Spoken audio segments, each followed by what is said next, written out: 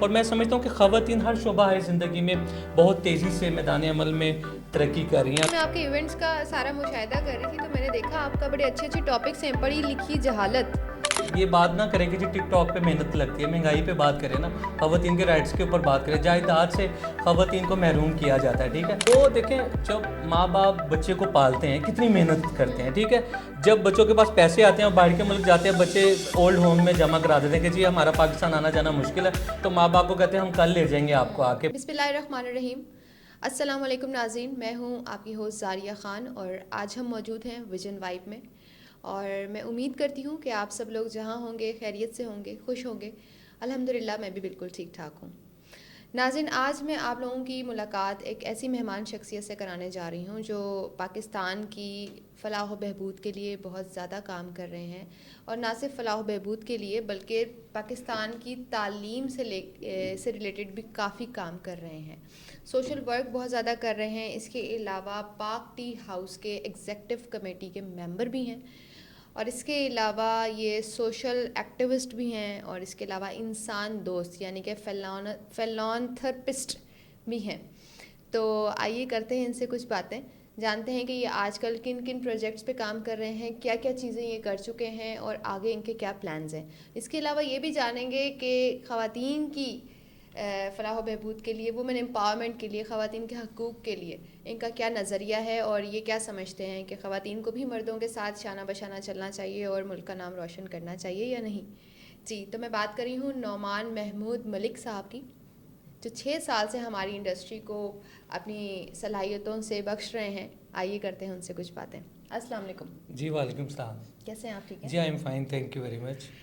اچھا جی, تو نعمان صاحب یہ بتائیے کیا ہو رہا ہے آج کل, کن ایکٹیویٹیز میں مصروف ہیں آپ؟ جی سب سے پہلے آپ کا بہت شکریہ, آپ نے مجھے یہاں پہ انوائٹ کیا, آپ کے فورم پہ بات کرنے کا مجھے موقع ملا, بے حد شکریہ آپ کا. آپ خود بہت اچھا اس کو ہوسٹ کر رہی ہیں اور انڈسٹری کے لیے آپ کی بھی بڑی خدمات ہیں. اچھا, ایسا ہے کہ ہم نے ایک لائبریری کا قیام عمل میں لے کر کے آئے ہیں کہ ہمیں لگا کہ ایک ایسا فورم ہونا چاہیے جہاں پہ لوگ آ کے اپنے آئیڈیاز کو شیئر کریں, اپنی جرنی شیئر کریں کہ انہوں نے کہاں سے آغاز کیا, کیسے سٹیپ لیا, کیسے انیشیٹ کیا. اس میں وومنس امپاورمنٹ کی بھی اگر بات کریں, انٹرپرینیورشپ کے لوگ ہیں, کچھ ایسی خواتین ہیں جو گھر میں رہ کے اپنا بزنس کو چلا رہی ہیں, اور جن کا ایک بزنس تھا انہوں نے اسی سے ہی کئی بزنس جو ہے وہ ڈیولپ کیے. اس طرح کے جو لوگ ہیں یہ ہمارے لیے مشعل راہ ہیں, کیونکہ یہ انسپائریشن سٹوریز ہیں ہمارے لیے جو کہ بہت عام ہیں. اور میں سمجھتا ہوں کہ خواتین ہر شعبہ ہے زندگی میں بہت تیزی سے میدان عمل میں ترقی کر رہی ہیں. اگر آپ بورڈ پوزیشنز کی بات کریں, اگر آپ کسی بھی حوالے سے بات کریں, تو خواتین بہت زیادہ منظر عام پہ جو ہے وہ شانہ بشانہ مردوں کے جو ہے وہ کام کر رہی ہیں. اس کے ساتھ ساتھ ہم نے لائبریری کا مقصد جو ہے وہ یہ تھا کہ ہم کتاب دوستی پہ کام کریں, لٹریچر کی شعوری آگاہی پہ کام کریں, اویئرنیس سیشنز کریں وہاں پہ جہاں پہ لوگوں کو اویئر کیا جا سکے, چاہے وہ بریسٹ کینسر اویئرنیس ابھی یہ منتھ چل رہا ہے, چاہے اس حوالے سے ہو, چاہے خواتین کے رائٹس کے حوالے سے ہو, چاہے جائیداد کے اندر خواتین کے جو حقوق ہیں اس کے حوالے سے ہو. ہم اس کو ٹاپک وائز جو ہے نا چیزوں کو ڈسکس کرتے ہیں جو ہمارے معاشرے میں بہت کم ہے اس کا رجحان. جیسے کہ ہم نے ایک ایونٹ کیا جس کا ہم نے ٹاپک رکھا تھا احساس. احساس جو ہے نا, لوگ احساس کے مارے ہیں اور احساس کمتری کے مارے ہیں. یہ دو کمپلیکسز جو ہیں ہمارے معاشرے میں تیزی سے رائج ہو رہے ہیں. تو احساس ہم نے جب ٹاپک رکھا تو ہم نے مختلف شعبۂ زندگی کے لوگوں کو بلایا جس میں مرد تھے اور خواتین تھیں. تو خواتین نے بھی یہی کہا کہ احساس جو ہے وہ ناپید ہوتا جا رہا ہے ہمارے معاشرے میں. تو ایک اچھی شعوری آگاہی کے لیے ہم نے فورم لانچ کیا ہے, اور ہم ہر فورم پہ بھی جا کے رائٹس کے حوالے سے بات کرتے ہیں, چائلڈ لیبر پہ بات کرتے ہیں, خواتین کے رائٹس کے حوالے سے بات کرتے ہیں, اور اردو ادب اور کتاب دوستی کے حوالے سے بات کرتے ہیں. اچھا, تم نعمان مجھے یہ بتائیں, میں آپ سے یہ جاننا چاہ رہی تھی کہ آپ اتنی ساری چیزوں میں انوالو ہیں اور یہ سب چیزیں دیکھ رہے ہیں, تو صرف کتاب کو ہی لے کر آپ نے لائبریری ہی بنانے کا کیوں فیصلہ کیا؟ وہ اس لیے کتاب دیکھیں, شیخ سعدی رحمۃ اللہ علیہ کے بارے میں آتا ہے کہ 40 سال ریاضت کی, اس کے بعد جو ہے اپنا سفر جاری کیا, اور اس کے علاوہ انہوں نے سفر سے بہت زیادہ چیزیں سیکھی. دیکھیں, اگر آپ کاغان نران جاتے ہیں, ٹھیک ہے, اور آپ کہتے ہیں کاغان نران کا موسم بہت اچھا ہے, تو آپ کے جانے کے بعد آپ کے لفظوں سے وہ ٹھنڈک وہ محسوس ہوگی, وہ تاثیر جو ہے نا ٹھنڈک کی ایکسپیرینس سے. اگر آپ وہاں پہ نہ جائیں اور آپ صرف بات ہی کریں, کتاب سب سے اچھی دوست ہے, یہ یاد رکھیے گا, یا آپ ایکسپیریمنٹ کر لیجیے گا. آپ تنہائی میں یہ چائے بھی آپ نے مجھے پیش کی, بہت شکریہ, چائے پیجیے اور کتاب پڑھیے, آپ وہ دیکھیں وہ سما کیسا ہوگا, یا کسی کو دوست بنا کے دیکھ لیجیے. غالب کہتا ہے کیا کیا, خضر نے سکندر سے جانتے ہو نا اب کسے رہنما کرے کوئی. کہتے ہیں جو دو دوست خضر اور سکندر نے اکٹھے سفر شروع کیا تھا لیکن ایک کو نیند آ گئی, ایک نے سفر جاری رکھا. اگر ادب کا تقاضا یہ ہے کہ اگر اس کو نیند آ گئی تو اس کو وہ جگاتا کہ یار ہم اکٹھے آگے جاتے. تو غالب کہتا دیکھا کیا کیا خضر نے سکندر سے, اب کسے رہنما کرے کوئی. دو دوست ہی ایک دوسرے کو ڈسیو کریں, اب ہم کس پہ اعتبار کریں. دیکھیں کتاب جو آپ کو ایکسپیرینس دے دے گی نا وہ کوئی بھی نہیں دے سکتا. اور ایک پریکٹیکل لائف, وہی شیخ سعدی نے اس کا کیا. شیخ سعدی نے جو سفر کیا اس کو کتاب میں ہی لکھا. بوستان سعدی, گلستان سعدی ان کی کتابیں ہیں, ٹھیک ہے, پڑھائی بھی جاتی ہیں. تو دیکھیں سفر آپ کو بہت چیزیں سکھاتا ہے, اور کتاب, یہ دو چیزیں اگر آپ اس کا معمول بنا لیں, آپ دیکھیں گا آپ کے نالج میں بھی اضافہ ہوگا, آپ کے ایکسپیرینس میں اضافہ ہوگا, پھر آپ کے اندر جو اس سے انرجی آئے گی نا وہ کسی اور چیز سے نہیں آئے گی. بالکل درست کہہ رہے ہیں آپ کا. بلکہ میں آپ کے ایونٹس کا سارا مشاہدہ کر رہی تھی تو میں نے دیکھا آپ کا بڑے اچھے اچھے ٹاپکس ہیں. پڑھی لکھی جہالت, تلخ رویے, جی, اولڈ پیرنٹس, جی, بیٹی بوجھ نہیں. جی, جی, تو یہ کافی اچھے آپ لوگوں نے پوائنٹس رکھے ہوئے ہیں اور ٹاپکس رکھے ہوئے ہیں, اور یہ بڑے اچھے ایونٹس آپ کر رہے ہیں, بہت اچھی بات ہے.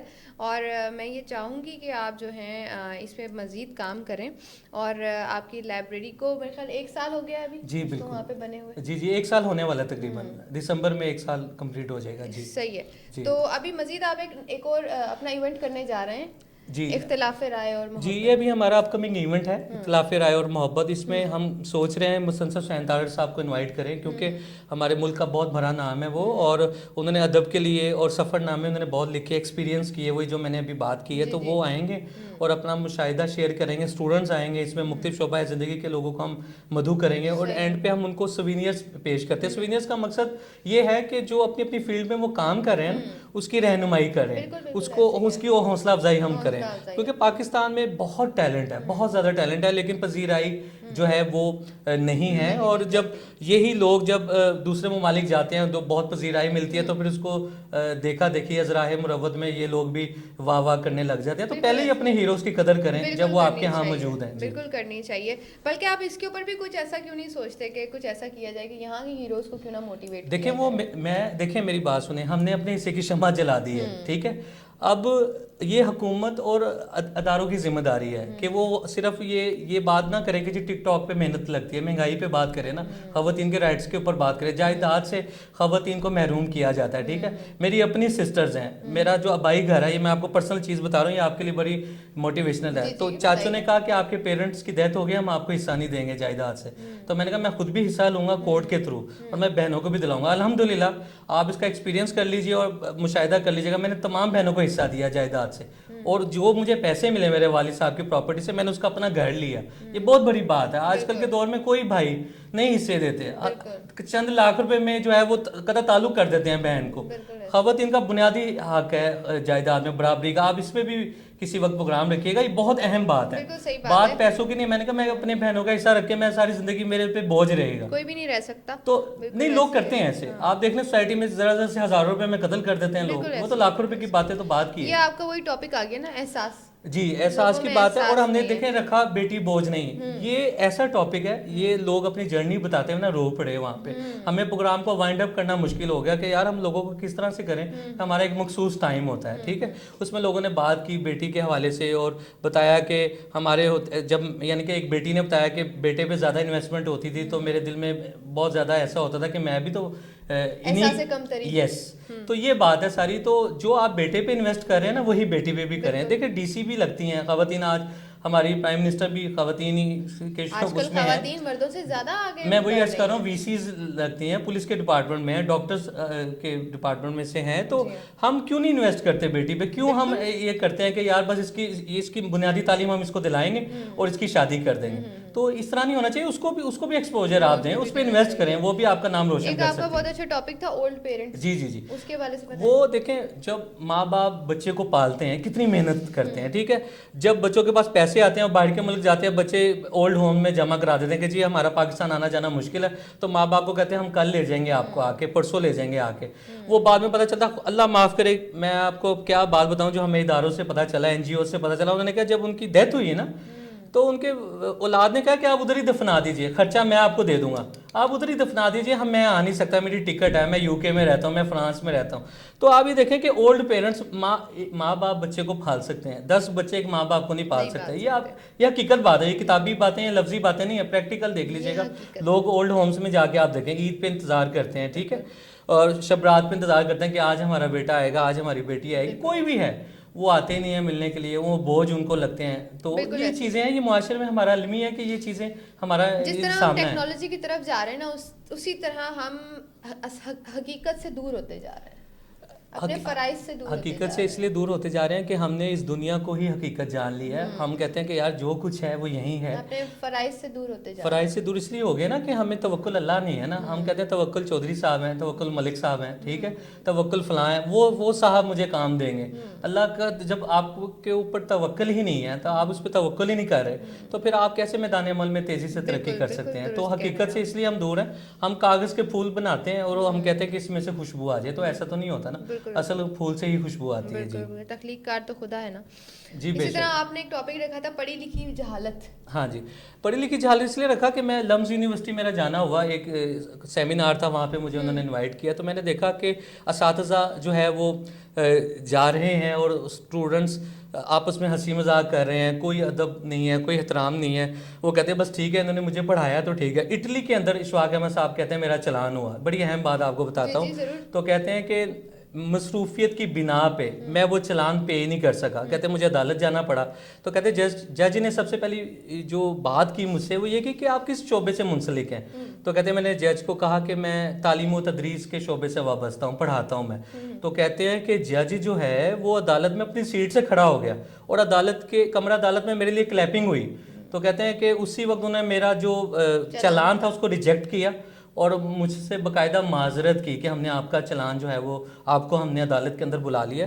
تو کہتے ہیں کہ میں اٹلی کی ترقی کا راز اسی دن جان گیا تھا کہ اٹلی جو ہے وہ بہت ترقی کرے گا، وہ قومیں، وہ معاشرہ جو اساتذہ کی خدمت کرتی ہے نا، ادب کرتی ہے، ٹھیک ہے، آپ دیکھ لیجئے گا، آپ مطالعہ کر لیجئے، ریسرچ کر لیجئے، وہی کامیاب ہوتی ہیں اور وہی میدان عمل میں انہی کا نام ہوتا ہے۔ ہم تو بے ادب سے لوگ ہیں معذرت کے ساتھ۔ بالکل یہی بات ہے کہ ہم لوگ ذرا سا کچھ سیکھنے کے بعد یہ سمجھتے ہیں کہ بس ہم ہی جو ہے وہ حرف آخر ہو گئے اور بس ہم ہی کل کائنات ہیں، ہم ہی ساری تعلیم ہے، ہم ہی سارا علم ہے، اور باقی جو سامنے لوگ بیٹھے ہیں وہ بیوقوف ہیں، ان کو کچھ پتہ نہیں۔ یہ پڑھی لکھی جہالت یہی ہے نا، اسی پہ ہم نے نشان، اسی پہ روشنی ہم نے ڈالی تھی کہ اس پہ بات ہو کہ پڑھی لکھی جہالت کیا ہے۔ تو بہت عمدہ اس پہ گفتگو ہوئی اور لوگوں نے بہت اچھے آئیڈیاز جو ہے وہ ہم سے شیئر کیے، جس سے ہمارے نالج میں بھی بہت اضافہ ہوا۔ بالکل بہت اچھا لگا نعمان مجھے آپ سے مل کے، آپ سے بات کر کے، بہت مہربانی، اور بہت اچھی نئی پوائنٹس بھی مجھے سوچنے کو ملے جیسے کہ آپ نے بتایا، اور انشاءاللہ آپ کے آنے والے ایونٹس میں بھی ہم آپ کے ساتھ ضرور شرکت کریں گے۔ بہت شکریہ آپ جی، بہت شکریہ جی، thank you so nice of you, thank you جی۔ تو ناظرین یہ تھے میرے ساتھ نعمان محمود ملک صاحب، جن کے ساتھ کی ہم نے بہت ساری باتیں اور بہت اچھی باتیں آپ کو سیکھنے کو بھی ملی، میں نے بھی بہت کچھ سیکھا ان کی باتوں سے، اور امید کرتے ہیں کہ ان کے آنے والے بھی نئے ایونٹس کامیاب ہوں، لوگوں کو ان سے بہت استفادہ ہو، اور امید کرتی ہوں کہ ایک نئے پروگرام میں ملیں گے ایک نئے مہمان کے ساتھ۔ جب تک کے لیے رکھیے اپنا بہت سارا خیال، اللہ حافظ۔